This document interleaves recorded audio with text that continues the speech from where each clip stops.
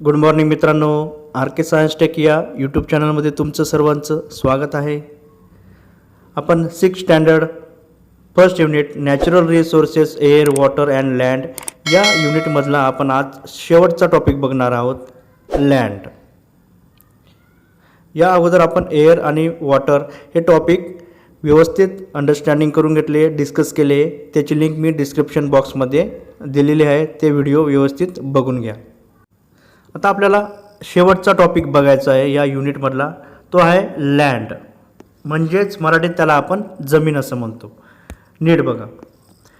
Land is seen in the form of stones, soil, big rocks. It is not flat everywhere. It is hilly in some places and flat in others. तुमच्या असे लक्षात येईल की जमीन आपल्याला दगड, माती, मोठे खडक या स्वरूपात दिसते. ती सर्वत्र सपाट नसते. जमीन कधी डोंगराळ तर कधी सपाट अशा स्वरूपात पाहता येते.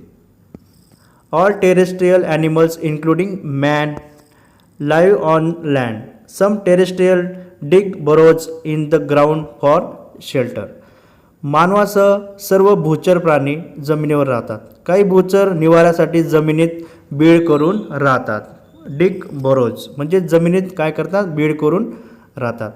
दिस means that they use land for fulfilling their need. We also use land for farming and for building houses and roads. म्हणजेच याचा अर्थ ते जमिनीचा वापर त्यांची गरज पूर्ण करण्यासाठी करतात. आपणही जमिनीचा वापर शेती, निवास, रस्ते म्हणजेच फार्मिंग, बिल्डिंग अँड रोड्स हे तयार करण्यासाठी वापरत असतो. We make use of plants and animals in the forest that grow on land. The minerals, crude oil and natural gas obtain from the earth land are very important for us. It means that land is an important resource. Let us see exactly what land is made of. बघा. जमिनीवर असलेल्या वनातील वनस्पती व प्राण्यांचा देखील आपण उपयोग करत असतो. जमिनीतून मिळणारी खनिजे, खनिज तेल व भूगर्भीय वायू आपल्यासाठी अत्यंत महत्त्वाचे आहे. याचा अर्थ जमीन हे एक महत्त्वाचे संसाधन आहे, इम्पॉर्टंट नॅचरल रिसोर्स आहे. ही जमीन नक्की कशापासून बनली असते ते आता आपण बघणार आहोत. आता पुढचा टॉपिक व्यवस्थित समजून घ्या.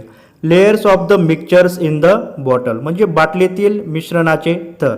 अगोदर काय करायचं, एक प्लास्टिक बॉटल घ्यायची, त्याला अर्धी कट करायची. त्याच्यानंतर सर्वात अगोदर बिग स्टोन ॲड करायचे, मग स्मॉल स्टोन ॲड करायचे, नंतर सँड, सॉईल आणि सर्वात वरती ड्राय लिव्ज हे ॲड करायचे. आणि त्याच्यानंतर काय करायचं, थोड्या प्रमाणात वॉटर त्याच्यामध्ये ॲड करायचं आणि सर्व लेअर जे आहे त्याचं व्यवस्थित ऑब्झर्वेशन करून घ्यायचं. आता हा पुढचा पॅराग्राफ जो आहे तो व्यवस्थित समजून घ्या. बघा. The land on earth also looks like this. If the pipeline is being laid in your neighbourhood, observe carefully the pits dug for this purpose. You will see some layers under the land surface as shown in the accompanying figure. नीट बघा. पृथ्वीवरील जमीन देखील याचप्रमाणे आपल्याला पाहावयास मिळते. तुमच्या जवळपास जर पाईपलाईन टाकायचे काम चालत असेल तर त्यासाठी खणलेल्या खड्ड्यांचे तुम्ही नीट निरीक्षण करा. सोबतच्या आकृतीप्रमाणे तुम्हाला जमिनीच्या खाली काही थर आढळतील. आता हे जवळ जी काही इमेज आहे ती आपल्याला नीट समजून घ्यायची. आता ही आकृती व्यवस्थित समजून घ्या. लेयर्स ऑफ लँड, जमिनीचे थर. नीट बघा. सर्वात अगोदर आपल्याला एक प्लांट दिसत आहे आणि त्याचे रूट आतपर्यंत वेगवेगळ्या लेअरमध्ये पसरलेला आपल्याला दिसून येत आहे. पहिला लेअर बघा, ह्युमस सॉईल. याला मराठीत कुथित मृदा असं आपण म्हणत असतो. ठीक आहे. म्हणजेच खूप इम्पॉर्टंट अशी ही मृदा असते, माती असते की त्याच्यामध्ये प्लांटची ग्रोथ आणि त्या प्लांटला न्यूट्रिएंट मिळत असतं. पुढचं बघा, इमॅच्युअर सॉईल म्हणजे त्याला मराठीत अपरिपक्व मृदा म्हणतो. Layer of soil and small Roxx. इथं बघा मातीचे थर व लहान खडक आपल्याला दिसून येत आहेत. आणि सर्वात शेवटी बेड रॉक आपल्याला दिसतोय. नीट बघा, सर्वात शेवटी बेड रॉक आहे, त्याला आपण मराठीत मूळ खडक असं म्हणत असतो. आता हा पॅराग्राफ व्यवस्थित समजून घ्या.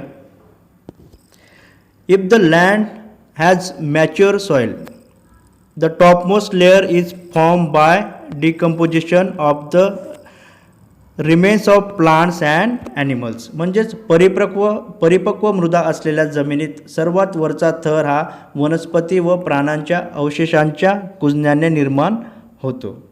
म्हणजे हा जो काही पहिला थर आहे, इथं प्राणी आणि वनस्पती यांचे जे काही अवशेष आहे ते कुजून निर्माण झालेला थर आहे, त्याला आपण काय म्हणतो, ह्युमस असं म्हणतो. लक्षात असू द्या, काय म्हणतो, ह्युमस. आणि मराठीत त्याला कुथित मृदा असं म्हणतो. नीट लक्षात असू द्या.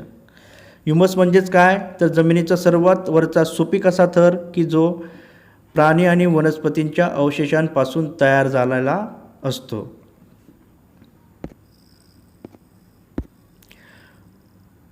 It is usually found in dense forest. The land below this is full of sand, soil, small stones, worms and insects. हा तर शक्यतो दाट जंगलांमध्ये आढळतो, डार्क फॉरेस्टमध्ये.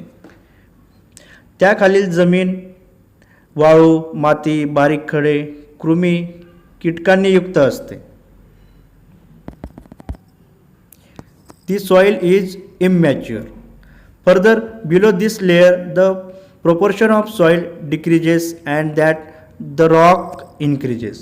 नीट लक्षात घ्या, या मातीच्या थराला आपण काय म्हणतो, मृदा असं म्हणतो. त्याखालील जमिनीत माती व वाळू खडकांचे तुकडे आढळतात. ही मृदा अपरिपक्व असते. This is the layer of bedrock. Main mineral in the soil are derived from these rocks. That is why soil in different regions is different. The color and texture of soil are both determined by bedrock. आता हा point व्यवस्थित लक्षात घ्या. त्यापुढे आणखी खाली मातीचे प्रमाण काय होतं, कमी होऊन खडकांचे प्रमाण वाढते. नीट लक्षात घ्या, मातीचं प्रमाण जे आहे ते कमी होत खाली खाली काय आहे, खडकांचं प्रमाण वाढत जातं. हे थर मूळ खडकांचे आहे. सर्वात शेवटचे जे काही जो काही बेडरॉक म्हणतो आपण त्याला, म्हणजे मराठीत आपण त्याला मूळ खडक म्हणतो, ते आपल्याला सर्वात शेवटी लास्टला आपल्याला दिसून येतात. नीट बघा, मग हे थर मूळ खडकांचे म्हणजेच बेडरॉकचे असतात. मातीमध्ये आढळणारे मुख्य खनिज हे या खडकांमधून येतात. म्हणूनच प्रदेशनिहाय माती वेगवेगळी असते. तिचा रंग, पोत या दोन्ही बाबी मूळ खडकानुसारच ठरतात. म्हणजे त्याचं कलर आणि टेक्स्चर हे मूळ खडकानुसारच ठरतात.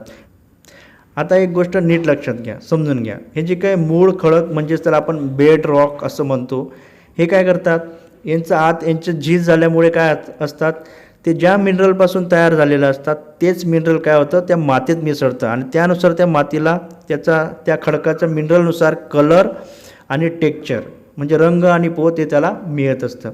तुम्ही महाराष्ट्राचा भूगोल व्यवस्थित अभ्यासलाच असेल. त्याच्यामध्ये तुम्हाला माहिती आहे, कोकणामध्ये जांभी मृदा आढळते, ठीक आहे, कोकण किनारपट्टीला. तर मध्य महाराष्ट्रामध्ये काळी रेगूर मृदा आढळते, काळी जमीन असते, ठीक आहे. तसं आणि विदर्भाकडे आपण जात पुढे गेलो तर आपल्याला तांबडी मृदा आढळून येत असते. अशा प्रकारे त्यांच्या खडकानुसार काय असते, त्या खडकांमध्ये जी मिनरल असतात ते मिनरल्स ते खडकांच्या झीज झाल्याने त्या मातीमध्ये मिसळतात आणि त्यानुसारच त्यांचा कलर आणि जो काही पोत असतो, कलर अँड टेक्स्चर त्या मृदेमध्ये येत असतो. आता या युनिटमधला शेवटचा टॉपिक आणि मोस्ट इम्पॉर्टंट टॉपिक आपल्याला बघायचा आहे, तो म्हणजे the process of soil formation, म्हणजेच मृदा तयार होण्याची प्रक्रिया किंवा क्रिया. आता नीट समजून घ्या. The soil on the land is form by a natural process. The abiotic components of soil are supplied through the weathering of the bedrock due to heat, cold and water of the sun, wind and rain respectively. समजून घ्या. जमिनीवरील मृदा ही नैसर्गिक प्रक्रियेतून निर्माण होत असते, म्हणजे नॅचरल प्रोसेस. मूळ खडकाच्या अपक्षयातून मृदेसाठी अजैविक घटकांचा पुरवठा होत असतो. ऊन, वारा, पाऊस यांपासून निर्माण होणाऱ्या उष्णता, थंडी व पाण्यामुळे मूळ खडकांचे म्हणजे बेडरॉकचे तुकडे होतात. ठीक आहे. The bedrock breaks down into pieces, stones and the soil are formed from these pieces. Microbes, worms and insects are found among them. Rodents like mice and rats are also found here. The roots of trees growing on the land also deep weathering of rocks. या घटकांमध्ये सूक्ष्मजीव, कृमी, कीटक आढळतात. उंदीर, घुशींसारखे कृदंत प्राणी म्हणजेच रोडंट्स असे प्राणी आढळतात. तसेच जमिनीवरील झाडांची मुळे देखील खडकांच्या अपक्षयास मदत करतात. नीट लक्षात घ्या. जे काही मोठे मोठे खडक असतात जमिनीवर त्यांचं अपक्षय होतं, म्हणजे त्यांची झीज होते. ऊन, वारा, पाऊस, वेगवेगळ्या प्रकारचे कृदंत म्हणजे रोडंट्स प्राणी असतील किंवा प्लांटचे जे काही मुळं असतात ते सुद्धा या रॉक्सला ब्रेकडाऊन करण्यासाठी, झीज करण्यासाठी मदत करत असतात. अशा प्रकारे काय त्या मोठ्या मोठ्या रॉकचे काय होतात, बारीक बारीक तुकडे होऊन त्याची मृदा तयार होत असते. नीट लक्षात घ्या. The process of soil formation is slow and continuous. लक्षात असू द्या, मृदा निर्मितीची प्रक्रिया ही मंद गतीने सतत सुरू असते. म्हणजेच मृदा निर्मितीची प्रक्रिया एकदम स्लो पण कंटिन्युअस, म्हणजे तिच्यात खंड नसतो. काय मंद गतीने सतत सुरू असतो. ठीक आहे, हे लक्षात असू द्या. म्हणजे slow but continuous. It takes about 1000 years for a 2.5 centimeter thick layer of mature soil to form. हा इम्पॉर्टंट पॉईंट आहे. एक्झाममध्ये, कॉम्पिटेटिव्ह एक्झाममध्ये जास्तीत जास्त खूप वेळेस विचारला गेलेला प्रश्न आहे. नीट बघा. परिपक्व मृदेचा 2.5 सेंटीमीटरचा थर तयार होण्यासाठी सुमारे किती 1000 वर्षे लागतात. म्हणजेच या मॅच्युअर सॉईलचा 2.5 सेंटीमीटर एवढा थर तयार होण्यासाठी हजारो वर्ष लागून जातात. म्हणजे यावरून तुम्हाला मृदेची जी काही किंमत आहे, महत्त्व आहे ते कळून गेलं असेल. कारण की एवढ्या 2.5 सेंटीमीटरचा सुपीक थर तयार होण्यासाठी हजारो वर्ष लागून जातात. म्हणून मृदा संरक्षण हा जो काही मुद्दा आहे तो खूप इम्पॉर्टंट मुद्दा आहे. म्हणून आपण सर्वांनी मृदेचं संरक्षण करायला हवं. आता शेवटचा पॉईंट बघा. जमिनीची धूप होण्याची काही कारणं आणि ते जमिनीची जी काही धूप आहे म्हणजे मृदाची जी काही धूप असते ती आपण कशी थांबवू शकतो ते या पॅरेग्राफमध्ये दिलेलं आहे. नीट बघा. Soil can get destroy in a short period due to floods, storms and human activity such as mining. पूर परिस्थिती, वादळी वारे आणि मानवाच्या खाणकामासारख्या कृतींमुळे मृदा अल्पावधीतच नष्ट होऊ लागते. That is why it is necessary to conserve soil and to prevent erosion of land. म्हणूनच मृदा संधारण करणे, जमिनीची धूप थांबवणे हे खूप आवश्यक आहे. ठीक आहे.